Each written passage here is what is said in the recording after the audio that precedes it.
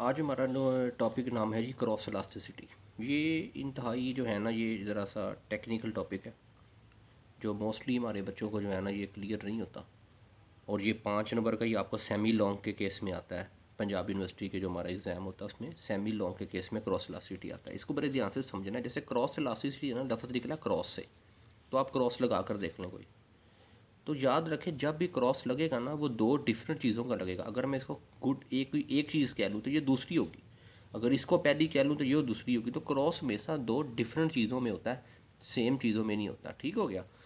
तो cross elasticity में बड़े ध्यान से समझें कि होता ये है कि प्राइस, अगर इसकी प्राइस चेंज होगी ना तो हम इसकी क्वांटिटी पर इम्पैक्ट देखेंगे, या इसकी प्राइस चेंज होगी तो इसकी क्वांटिटी पर इम्पैक्ट देखेंगे। यानी कि अगर गुड वन की कीमत में तब्दीली होगी तो गुड टू की क्वांटिटी में तब्दीली देखेंगे, और अगर गुड टू की प्राइस में तब्दीली होगी तो गुड वन की क्वांटिटी में तब्दीली देखेंगे। लेकिन इसमें बहुत अहम चीज़ ये है कि हम उस वक्त दूसरी जो चीज़ होती है उसकी प्राइस को कांस्टेंट तस्वर करते हैं। ठीक है, इसको भी मैं आपको मज़ीद एक्सप्लेन करता हूँ। तो क्रॉस इलास्टिसिटी होती है जब प्राइस एक की बदले तो क्वांटिटी दूसरी शय की बदल जाए। अब ये दो तरह की होती है, एक सब्स्टिट्यूट होते हैं और एक कॉम्प्लीमेंट्स होते हैं, जिनको हम जॉइंटली डिमांडेड भी कहते हैं। सब्स्टिट्यूट के केस में ये पॉजिटिव होगी और कॉम्प्लीमेंट्स के केस में ये नेगेटिव होगी। सब्स्टिट्यूट के केस में पॉजिटिव का मतलब है, सब्स्टिट्यूट का मतलब होता है when the two goods are jointly consumed. ठीक है, can be consume at the place of one another. Sorry, substitute का मतलब होता है जब one good is used at the place of another.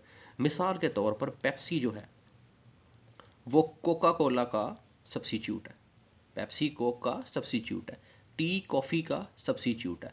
और जॉइंटली डिमांडेड या कॉम्प्लीमेंट्स गुड का मतलब होता है the goods which are used together.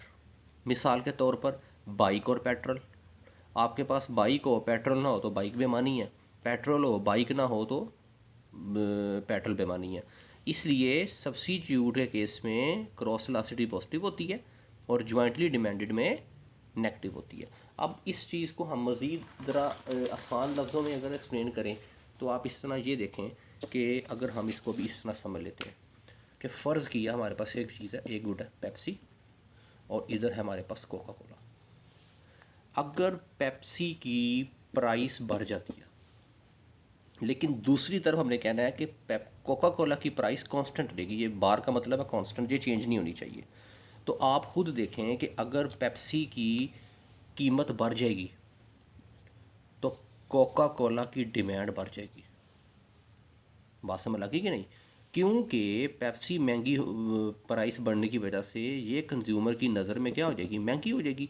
जब ये महंगी हो जाएगी तो वो किसकी डिमांड को बढ़ा देगा, कोका कोला की डिमांड को बढ़ा देगा। फ़र्ज़ किया पेप्सी 25 की थी, कोका कोला भी 25 की थी, और ये जब 25 की थी तो एक मोहल्ले के अंदर 100 बिकनी थी।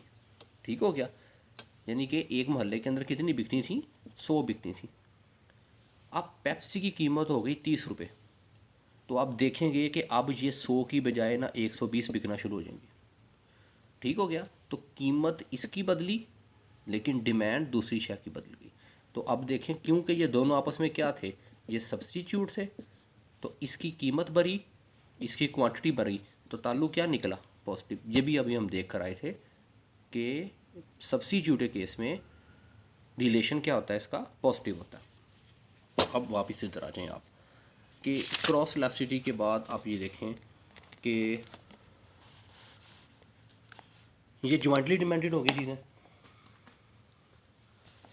तो इसका क्रॉस इलास्टिसिटी अगर फार्मूला देखेंगे तो आप ये देखें कि percentage change in quantity demand of x, और प्राइस किसकी ले रहे हैं, वाई की।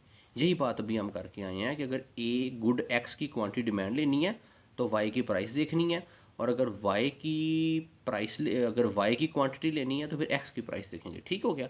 अब इस फार्मूले को समझे बड़े ध्यान से। लास्ट टाइम हम क्या लिखते रहे हैं, हम लास्ट टाइम लिखते थे del q over del p into p over q. इसके अंदर हम एक्स वाई नहीं लिखते रहे। लास्ट जो हमने टॉपिक किए हैं अगर आप उनमें देखें तो उसमें हमने एक्स और वाई नहीं लिखा, क्योंकि वो उसके अंदर एक ही गुड की बात हो रही होती थी। क्रॉस इलास्टिसिटी में दो गुड की बात हो रही, इसलिए इसमें यहाँ पर ये फार्मूला नहीं चलेगा, बल्कि इसके साथ एक्स और वाई लिखना पड़ेगा। अब वही बात जो भी आपको मैंने बताई है कि जब क्वांटिटी एक्स की देखेंगे तो प्राइस किसकी देखेंगे, वाई की। और अगर यहाँ पर क्वांटिटी के साथ आप वाई लगाना चाहते हैं तो फिर प्राइस के साथ क्या लगाना पड़ेगा, ऊपर नीचे एक्स लगाना पड़ेगा। अब बड़े ध्यान से इस चीज़ को समझ लें। बुक के अंदर हमने एग्जाम्पल जो ली हुई है वो कॉम्प्लीमेंट्स की ली हुई है। यहाँ पर बड़े आसान लफ्ज़ों में समझें, कोई मुश्किल नहीं है, ये आसान ही है बिल्कुल।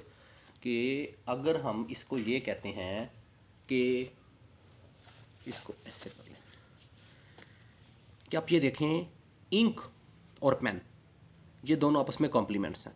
मिसाल के तौर पर अगर आपकी इंक महंगी हो जाएगी, अगर आपका पेन महंगा हो जाएगा तो इंक बिकनी कम हो जाएगी। ठीक हो गया, क्योंकि जब पेन कम बिकेंगे तो इंक भी कम बिकेगी, क्योंकि दोनों कॉम्प्लीमेंट्स हैं, यूज़ टुगेदर होने हैं।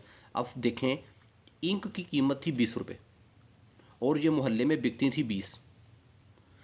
अब और पेन की कीमत उस वक्त थी 100 रुपया।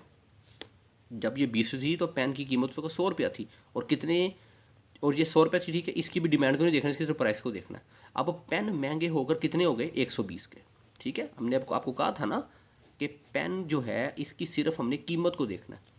ये कीमत बढ़ गई, कीमत बढ़ने की वजह से पेन जब महंगे हो गए तो उनका इस्तेमाल कम हुआ, जिसकी वजह से डिमांड फॉर इन कम हो गई। वही इंक जो पहले 20 बिकती थी अब कितनी बिक रही हैं, 15। हालांकि प्राइस में कोई तब्दीली नहीं हुई, प्राइस अब भी 20 ही है, इंक की प्राइस अब भी 20 ही है, लेकिन अब कितनी बिक रही हैं, 15। तो इसमें हमने ये देखा कि जब ऐसा सिनेरियो होता है तो इसको हम कॉम्प्लीमेंट्स का सिनेरियो कहते हैं। अब इसकी अगर हम मेजरमेंट देखें तो आप इसमें यहाँ पर वैल्यू पुट कर लें तो ये मनफी हो जाएगी, ये ग्रेटर देन यूनिटी हो गई है। मनफी को इग्नोर करना है क्योंकि वो प्राइस को शो कर रहा होता है, वो नेगेटिव स्लोप ऑफ डिमांड को शो कर रहा होता है।